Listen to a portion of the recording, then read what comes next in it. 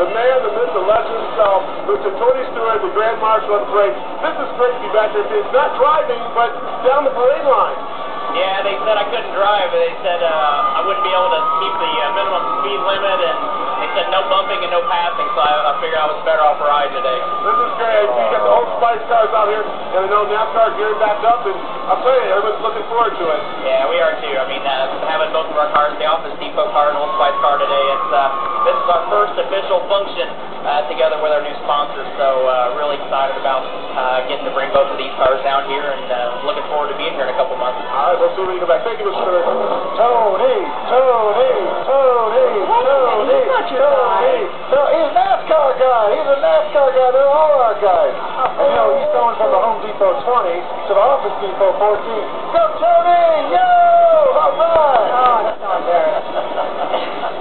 He's a man. Now, wait a minute. Who's your guy? Jeff Of Gordon? course, yeah. But, And you who's know, my guy? I may have just changed. Your guy is Yeah. State King. Or No. Dale Jr. No, no. Oh, I don't know who your guy is. No,